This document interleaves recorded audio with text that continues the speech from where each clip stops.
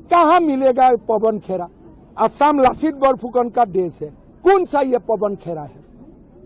पाताल में भी लुकेगा तो हम उठा के लेके आएगा। तो आज का सबसे बड़ा सवाल ही ये है कि क्या पवन खेड़ा का पेड़ा बन गया है या आने वाले दिनों के अंदर पवन खेड़ा का पेड़ा बनेंगे, क्योंकि हिमंता बिस्वा ने एक बार फिर से आसाम के अंदर हिस्ट्री क्रिएट कर दी है और इस बार तो ऐसी हिस्ट्री बनाई है कि कांग्रेस आसपास भी नहीं है। यहाँ पर बीजेपी को करीब 100 सीटें मिल गई है और दूसरी साइड कांग्रेस को सिर्फ 20-25 सीटें ही मिली है। दोस्तों, इलेक्शन से पहले तो कांग्रेस का पूरा टोला आसाम के अंदर पहुंच गया था और राहुल गांधी तो इतनी बड़ी बड़ी फेंक रहे थे कि इलेक्शन के बाद जब रिजल्ट आएगा उसके बाद कांग्रेस की सरकार बनेंगे तब हिमंता बिस्वा को हम जेल में डालेंगे, क्योंकि ये बंदा बहुत ही भ्रष्टाचारी है। लेकिन दोस्तों, यहाँ पर कांग्रेस का चकनाचूर हो गया है, कांग्रेस का घमंड बिल्कुल ही टूट गया है। हिमंता बिस्वा ने आसाम के अंदर ऐसी हिस्ट्री बनाई है कि कांग्रेस को आसपास भी नहीं आने दिया। दोस्तों, पिछली बार जब आसाम के अंदर बीजेपी की सरकार बनी थी और हिमंता बिस्वा सीएम बने थे, उस टाइम पे बीजेपी की सिर्फ 60 सीट थी, लेकिन इस बार बीजेपी 100 सीटों के पास पहुंच गई है। तो ये अपने आप में एक बीजेपी के लिए बहुत बड़ा रिकॉर्ड है, क्योंकि यहाँ पर इलेक्शन से पहले तो कांग्रेस थोड़ी बहुत टक्कर दे रही थी जब तक पवन खेड़ा ने प्रेस कॉन्फ्रेंस नहीं की थी तब तक। लेकिन जब पवन खेड़ा ने प्रेस कॉन्फ्रेंस कर दी उसके बाद तो सबको लगने लगा था कि यहाँ पर हिमंता बिस्वा वन साइडेड ही जीतेंगे।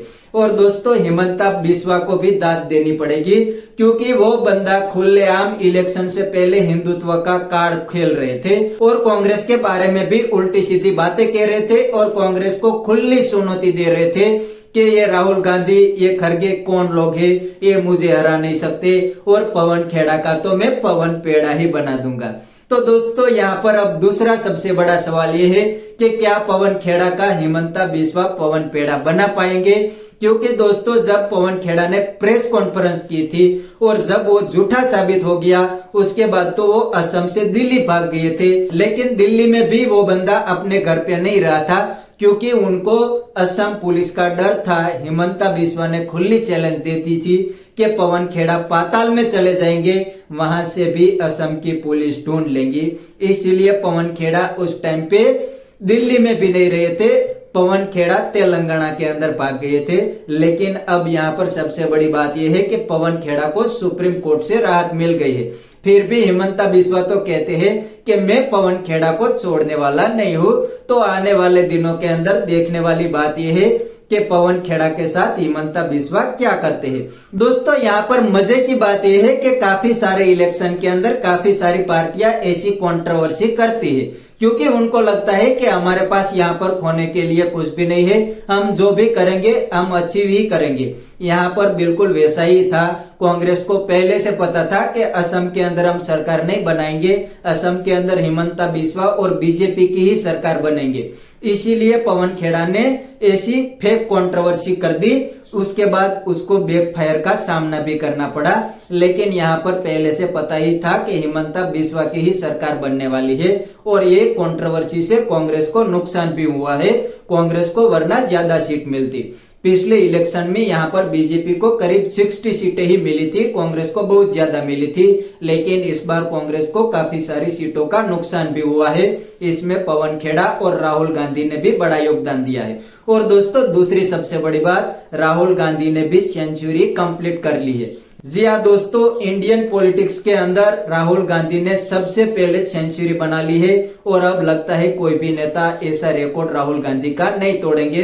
राहुल गांधी ने करीब 100 इलेक्शन को हरा दिया है कांग्रेस पार्टी को। फिर भी दोस्तों, इस बंदे को अभी भी शर्म नहीं आ रही, ये बंदा अभी भी बीजेपी के सामने लड़ रहा है। मतलब 100 इलेक्शन हरवा दिए, अब तो शर्म आनी चाहिए कि भाई अब मेरे से नहीं हो रहा, अब कांग्रेस की कमान किसी और नेता को दे दो। लेकिन यहाँ पर इनको शर्म नहीं आ रही, अभी भी ये लड़ रहा है और आप देखेंगे यूपी के अंदर भी ये बंदा पहुंच जाएंगे और वहां पर भी मुंह की खाएंगे। दोस्तों, 1 साल पहले काफी सारे मीडिया भी डिस्कस कर रहे थे, क्योंकि Himanta Biswa out of control हो गए थे, इसीलिए मीडिया वाले भी डिस्कस करने लगे थे कि यहाँ पर कांग्रेस को मौका है। अगर कांग्रेस असम में सही से काम करेंगे तो कांग्रेस के लिए एक बहुत बड़ा नेता है, क्योंकि हिमंता बिस्वा भी आउट ऑफ कंट्रोल हो गए थे और वो दूसरी कम्युनिटी के बारे में उल्टे सीधे बयान भी लगातार दे रहे थे। लेकिन इसका कोई फायदा कांग्रेस पार्टी ने नहीं उठाया। जब इलेक्शन डेट जाहिर हो गई उसके बाद कांग्रेस पार्टी असम के अंदर उतरी और वहां जाके भी फेक प्रेस कॉन्फ्रेंस करके पूरी तरीके से एक्सपोज हो गई और अब बहुत बुरी तरीके से हार भी गई है।